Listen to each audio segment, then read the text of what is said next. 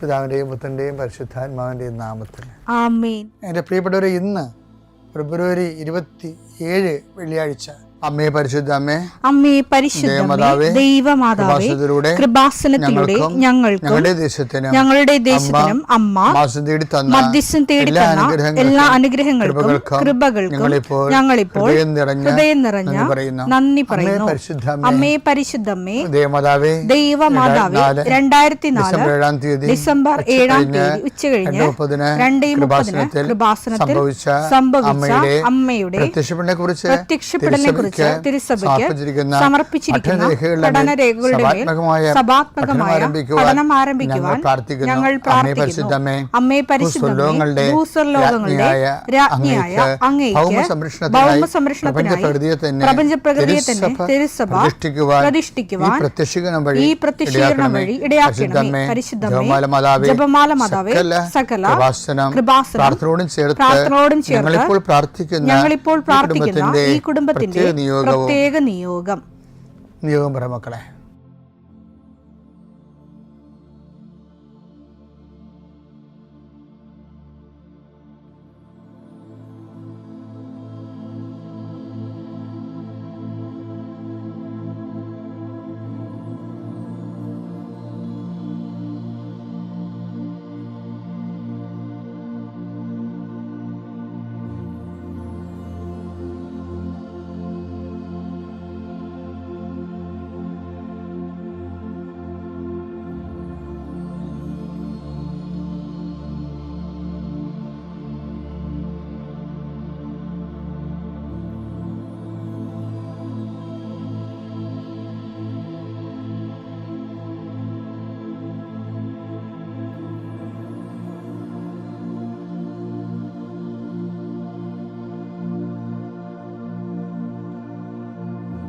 അമ്മയുടെ പ്രത്യക്ഷീകരണത്തിന്റെ ഈ അനുഗ്രഹവേളയിൽ ഞങ്ങൾക്ക് സാധിച്ചു തരുവാൻ കനിയണമേ. ആമേൻ. വിശ്വാസ പ്രമാണം. സർവശക്തനായ പിതാവും ആകാശത്തിന്റെയും ഭൂമിയുടെയും സൃഷ്ടാവുമായ ദൈവത്തിൽ ഞാൻ വിശ്വസിക്കുന്നു. അവിടുത്തെ ഏകപുത്രനും ഞങ്ങളുടെ കർത്താവുമായ ഈശോ മിശിഹായിലും ഞാൻ വിശ്വസിക്കുന്നു. ഈ പുത്രൻ പരിശുദ്ധാത്മാവിനാൽ ഗർഭസ്ഥനായി കന്യകാമറിയത്തിൽ നിന്ന് പിറന്ന് പൊന്തിയോസ് പീലാത്തോസിന്റെ കാലത്ത് പീഡകൾ സഹിച്ച് കുരിശിൽ തറയ്ക്കപ്പെട്ട് മരിച്ച് അടക്കപ്പെട്ട് പാതാളങ്ങളിൽ ഇറങ്ങി മരിച്ചവരുടെ ഇടയിൽ നിന്ന് 3-ാം നാൾ ഉയർത്ത് സ്വർഗത്തിലേക്ക് എഴുന്നള്ളി സർവശക്തിയുള്ള പിതാവായ ദൈവത്തിന്റെ വലതുഭാഗത്തിരിക്കുന്നു. അവിടെ നിന്ന് ജീവിക്കുന്നവരെയും മരിച്ചവരെയും വിധിക്കുവാൻ വരുമെന്നും ഞാൻ വിശ്വസിക്കുന്നു. പരിശുദ്ധാത്മാവിലും ഞാൻ വിശ്വസിക്കുന്നു. വിശുദ്ധ കത്തോലിക്കാ സഭയിലും പുണ്യവാന്മാരുടെ ഐക്യത്തിലും പാപങ്ങളുടെ മോചനത്തിലും ശരീരത്തിന്റെ ഉയർപ്പിലും നിത്യമായ ജീവിതത്തിലും ഞാൻ വിശ്വസിക്കുന്നു. ആമേൻ. സ്വർഗ്ഗസ്ഥനായ ഞങ്ങളുടെ പിതാവേ, അങ്ങയുടെ നാമം പൂജിതമാകണമേ. അങ്ങയുടെ രാജ്യം വരണമേ. അങ്ങയുടെ തിരുമനസ് സ്വർഗത്തിലെ പോലെ ഭൂമിയിലും ആകണമേ. അന്നു വേണ്ടുന്ന ആഹാരം ഇന്ന് ഞങ്ങൾക്ക് തരണമേ. ഞങ്ങളോട് തെറ്റ് ചെയ്യുന്നവരോട് ഞങ്ങൾ ക്ഷമിക്കുന്നത് പോലെ ഞങ്ങളുടെ തെറ്റുകൾ ഞങ്ങളോടും ക്ഷമിക്കണമേ. ഞങ്ങളെ പ്രലോഭനത്തിൽ ഉൾപ്പെടുത്തരുതേ, തിന്മയിൽ ഞങ്ങൾ രക്ഷിക്കണമേ. ആമേൻ. നന്മ നിറഞ്ഞ മറിയമേ, സ്വസ്തി. കർത്താവ് അങ്ങയുടെ കൂടെ സ്ത്രീകളിൽ അങ്ങ് അനുഗ്രഹിക്കപ്പെട്ടവളാകുന്നു. അങ്ങയുടെ ഉദരത്തിൻ ഫലമായി ഈശോ അനുഗ്രഹിക്കപ്പെട്ടവനാകുന്നു. പരിശുദ്ധ മറിയമേ, തമ്പുരാന്റെ അമ്മേ, പാപികളായ ഞങ്ങൾക്ക് വേണ്ടി ഇപ്പോഴും ഞങ്ങളുടെ മരണസമയത്തും തമ്പുരാനോട് അപേക്ഷിക്കണമേ. ആമേൻ. കർത്താവേ, നിന്റെ ഉന്നതമായ നാമത്തിന് സ്തോത്രം ചെയ്യുന്നു. കർത്താവേ, നിന്റെ വിശുദ്ധ പൗരോഹിത്യത്തെ മഹത്വപ്പെടുത്തണമേ. കർത്താവേ, സഭയിലുള്ള സാന്നിധ്യം പ്രകടമാക്കണമേ. 40 വർഷം ഞാൻ അർപ്പിച്ച കൃപാനയുടെ യോഗ്യതയാണ്. കൃപാസ്ഥാനത്താറെ ജീവനോടെ പ്രത്യക്ഷപ്പെട്ട പരിശുദ്ധ അമ്മയുടെ മാധ്യസ്ഥത്തിൽ ഈ പ്രാർത്ഥന പ്രതീക്ഷിച്ചുകൊണ്ട് ലോകം മുഴുവനും വിവിധ സ്ഥലങ്ങളിൽ ജാഗ്രതയോടെ ഇരിക്കുന്ന ഓരോ മകൻ്റെ മേലും മകളുടെ മേലും കർത്താവേ, നിന്റെ തിരുമുറിവാർന്ന വലതുകരം ആണിപ്പെടുന്ന അത്ഭുതകരം വെക്കണമെന്ന് പ്രാർത്ഥിക്കുന്നു. കർത്താവ് യാത്ര ചെയ്യുന്ന മക്കൾ, കർത്താവ് ഇൻ്റർവ്യൂ ഉള്ള മക്കൾ, കർത്താവ് പരീക്ഷ എഴുതുന്ന മക്കൾ, അനേകം മക്കൾ ആശീർവാദം വാങ്ങിച്ച് പോയിട്ടുണ്ട് പരീക്ഷ എഴുതാൻ വേണ്ടി. അവരെല്ലാം കർത്താവെ ആശീർവദിക്കണം. പരീക്ഷാ സമയങ്ങളിൽ കർത്താവെ അങ്ങ് അവിടെ കൂടെ വസിച്ചുകൊണ്ട് അവർക്ക് ചിലർക്ക് പരീക്ഷ എഴുതുന്നതിന് പ്രയാസമുള്ളവരുണ്ട്, ചിലർക്ക് ഓർമ്മ കിട്ടത്തില്ല, ഓർത്തെടുത്ത് കമ്പ്യൂട്ടറിൽ കറുപ്പിക്കാനോ വെളുപ്പിക്കാനോ പറ്റാത്തവരുണ്ട്, തീരുമാനം എടുക്കാൻ താമസം എടുക്കുന്നവരുണ്ട്. അവരെല്ലാവരെയും ഈശോയുടെ നാമത്തിൽ ഞാൻ ആശ്രയിക്കുന്നു. കുടുംബത്തിലെ പ്രത്യേക അവസ്ഥ കൊണ്ടും പിന്നെ ഹോസ്റ്റലിൽ അവിടെയൊക്കെ നിൽക്കുന്നവർ ഭക്ഷണമില്ലായ്മ കൊണ്ടും നല്ല ഭക്ഷണം കിട്ടാത്തത് കൊണ്ടും അവന് ഉറക്കമില്ലാത്തത് കൊണ്ടും വയറൊക്കെ മോശമായിരുന്നതുകൊണ്ടും പല ആൾക്കാർക്കും പലതരം ശാരീരികമായ പല അവശതകളും ഉള്ളതുകൊണ്ടും പല കാര്യങ്ങളെയും ബാധിക്കുകയും വേദനിക്കുകയും നിരാശപ്പെടുകയും സങ്കടപ്പെടുകയും എന്ത് ചെയ്യണമെന്ന് അറിയാൻ പാടില്ലാതെ ഒരാശ്വാസമില്ലാതെ പരക്കം പാകുകയും ചെയ്യുന്ന എല്ലാ മക്കളെയും ഞാൻ കൃപാസനത്താറെ ജീവനോടെ പ്രത്യക്ഷപ്പെട്ട പരിശുദ്ധമ്മയുടെ മാധ്യസ്ഥത്തിൽ നിന്നെ യേശുനാമത്തിൽ ആശ്രയിക്കുന്നു. ദൈവത്തിലെ നീ അനുഗ്രഹിക്കപ്പെട്ടവളാണ്, നീ അനുഗ്രഹിക്കപ്പെട്ടവനാണ്. നിൻ്റെ വഴികളിൽ നീ ഇന്ന് പോകുന്നിടത്തെല്ലാം കർത്താവ് നിന്നെ അനുഗ്രഹിക്കും. നിൻ്റെ വഴികളിൽ നീ ഇന്ന് സംസാരിക്കുന്നിടത്തെല്ലാം കർത്താവ് നിന്നെ അനുഗ്രഹിക്കും. ദൈവത്തിലെ നിൻ്റെ ഓരോ ഉദ്യമങ്ങളും നിൻ്റെ ഓരോ ചിന്തകളും നിൻ്റെ ഓരോ തീരുമാനങ്ങളും അത് അനുകൂലമാണ് നടക്കാനും അനുകൂലമല്ലെങ്കിൽ നിനക്കെതിരാണെങ്കിൽ നടത്താതിരിക്കാനും കർത്താവിൻ്റെ പരിശുദ്ധാത്മാവ് നിന്നെ ഗൈഡ് ചെയ്യട്ടെ. എൻ്റെ കർത്താവിൻ്റെ ഉന്നതമായ നാമത്തിൽ സഭയുടെ അധികാരത്തിൽ കുരിശിൻ്റെ അടയാളത്തിൽ ദൈവത്തിൻ്റെ ശക്തിയാൽ ഇന്ന് നീ ചെയ്യുന്ന മുഴുവൻ കാര്യങ്ങളുടെ മേൽ ദൈവത്തിൻ്റെ കൃപ ചൊരിയട്ടെ. പരിശുദ്ധമ്മ ദൈവമാതാവ് നിനക്ക് വേണ്ടി മധ്യസ്ഥം വഹിക്കട്ടെ. പിതാവിൻ്റെയും പുത്രൻ്റെയും പരിശുദ്ധാത്മാവിൻ്റെയും നാമത്തിൽ. എൻ്റെ പ്രിയപ്പെട്ടവർ, നമ്മൾ ഇന്നലെ കണ്ട എന്താണെന്നറിയോ?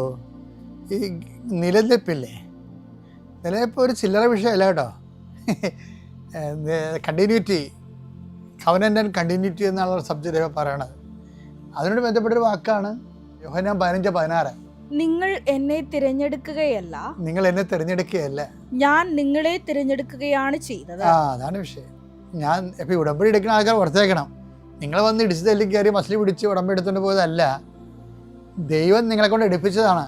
നിങ്ങൾ പോയി ഫലം പുറപ്പെടുവിക്കുന്നത്. ഉടമ്പെടുത്തത് എന്തിനാണ്? പോയി ഫലം പുറപ്പെടുവിക്കുന്നതിനും നിങ്ങളുടെ ഫലം നിലനിൽക്കുന്നതിന് വേണ്ടി ഞാൻ നിങ്ങളെ നിയോഗിച്ചിരിക്കുന്നു. ഈ എല്ലാ സുവിശേഷ പ്രവർത്തനങ്ങൾക്കും നിങ്ങളെ നിയോഗിച്ചത് ആരാണ്?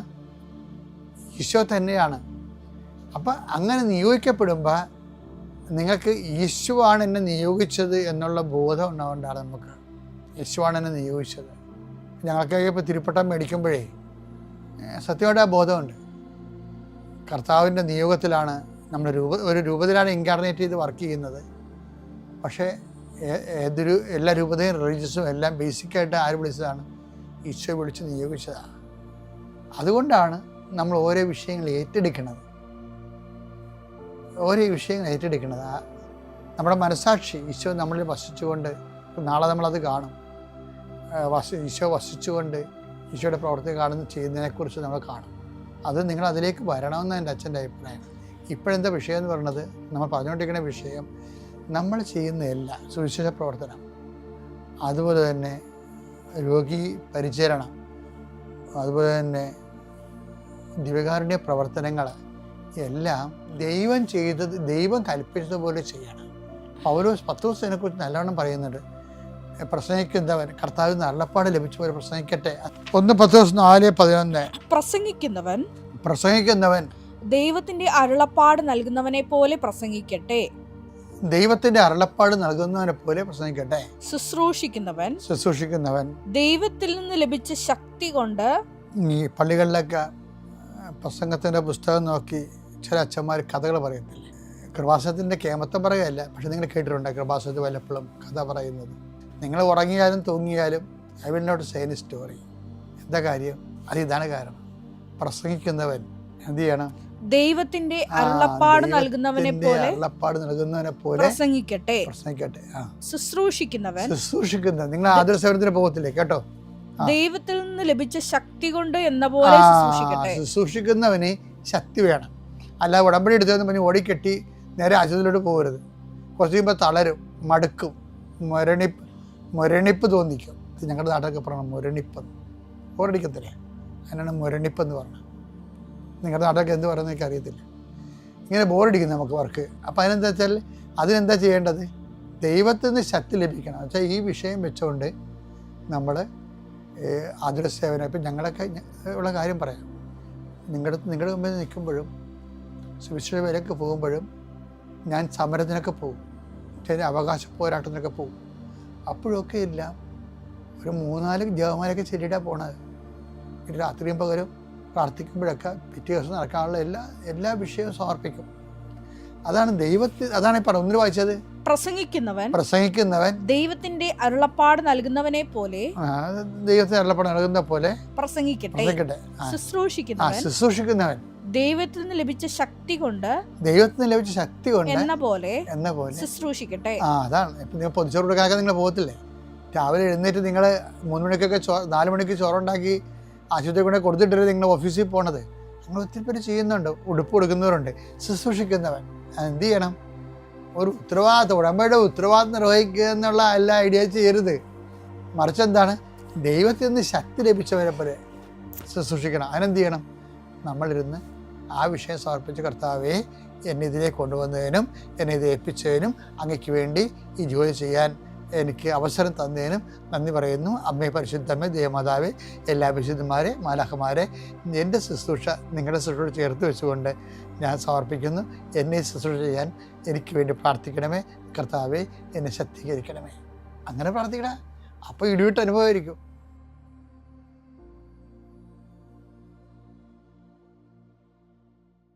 അത്യപൂർവ ദൈവാനുഭവങ്ങൾ ഇനി നിങ്ങൾക്കും സ്വന്തം. ഈ യൂട്യൂബ് ചാനൽ ഇതുവരെ സബ്സ്ക്രൈബ് ചെയ്തിട്ടില്ലെങ്കിൽ ഇപ്പോൾ തന്നെ സബ്സ്ക്രൈബ് ചെയ്യുക. ഈ വീഡിയോ ഇപ്പോൾ തന്നെ നിങ്ങളുടെ സുഹൃത്തുക്കൾക്ക് ഷെയർ ചെയ്തുകൊണ്ട് കർത്താവിൻ്റെ പ്രേക്ഷിതരാകുക.